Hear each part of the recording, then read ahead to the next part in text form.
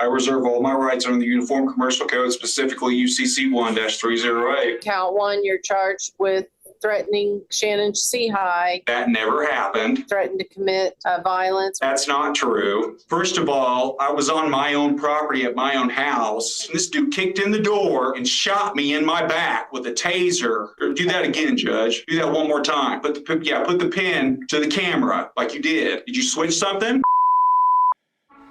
Sometimes the fish jump right up onto the boat.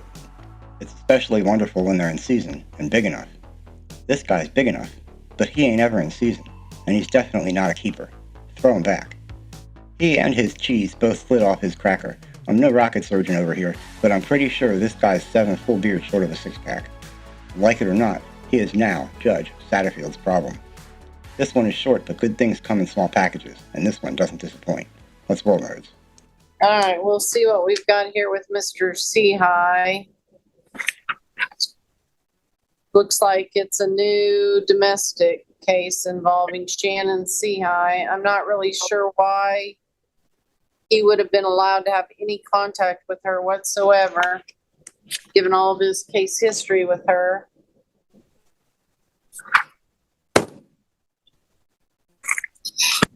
Mr. C. High, it looks like you're back in jail on new charges.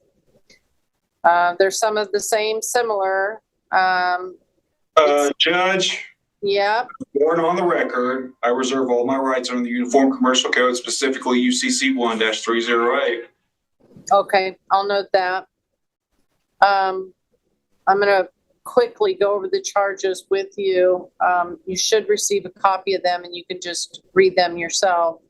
But count one, you're charged with threatening Shannon C. High on or about the 23rd day of April, 2025 in Butler County, Kansas. That never happened.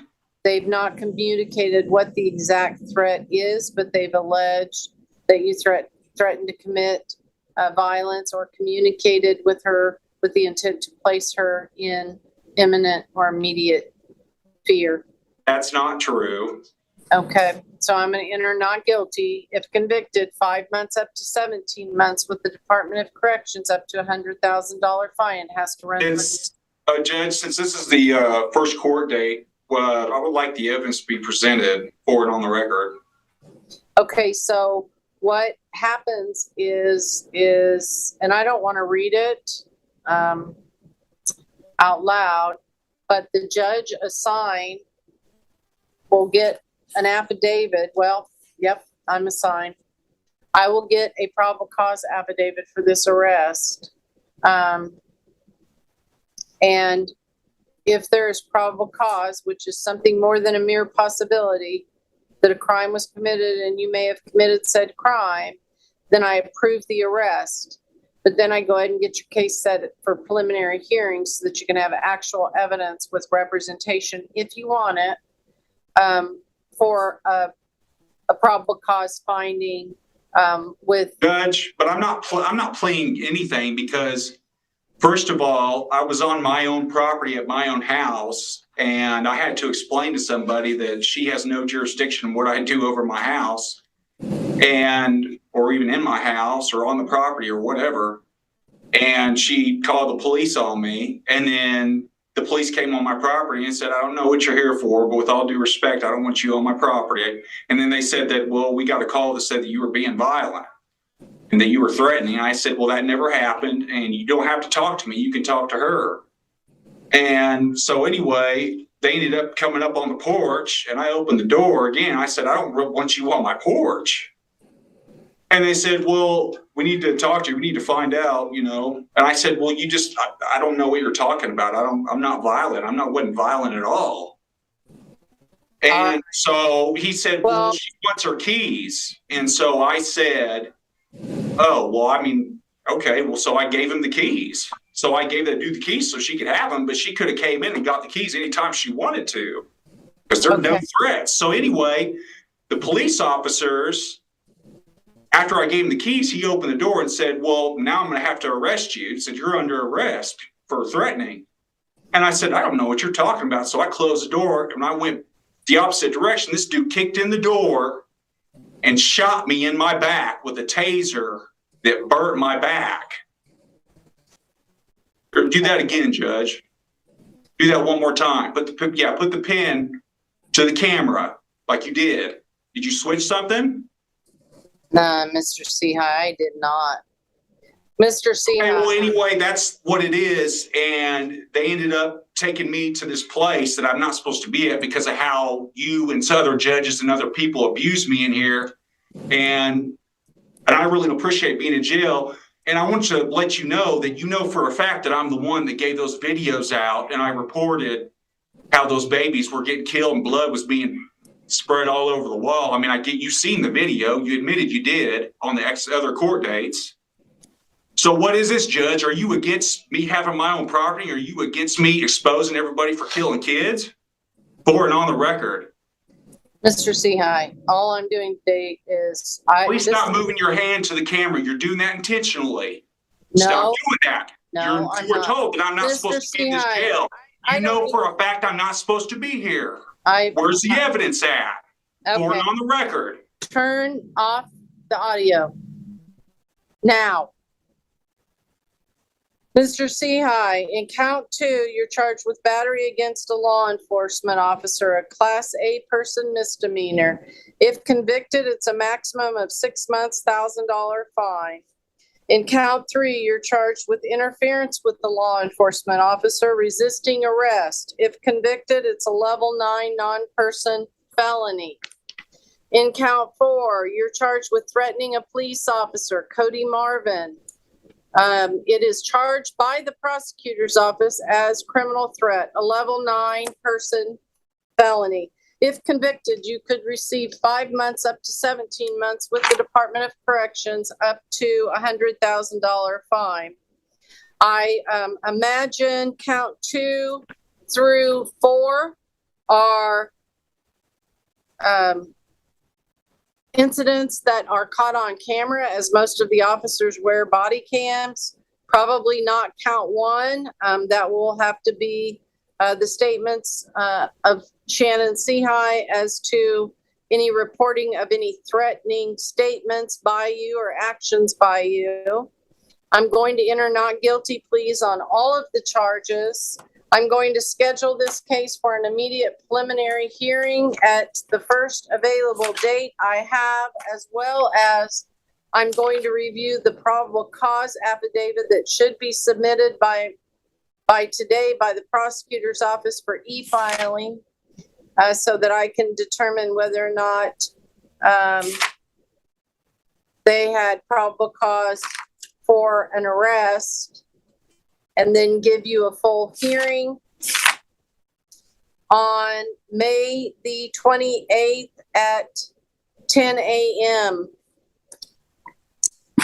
Now I'm going to set bond for you,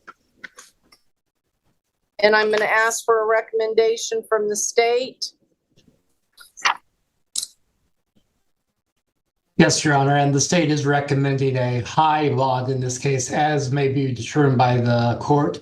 As part of special conditions, the state would be recommending no contact with any endorsed witnesses or alleged victims, that the defendant can take prescription medication and no drugs or alcohol. I believe the court has already indicated some familiarity with the defendant on the record here today. Additionally, this appears to be a defendant with a history of adjudications and convictions the court may consider relevant. Disorderly conduct and at least 2 battery against the school employee adjudications, as well as convictions for disorderly conduct, misdemeanor assault, domestic battery, criminal restraint, and felony interference with law enforcement.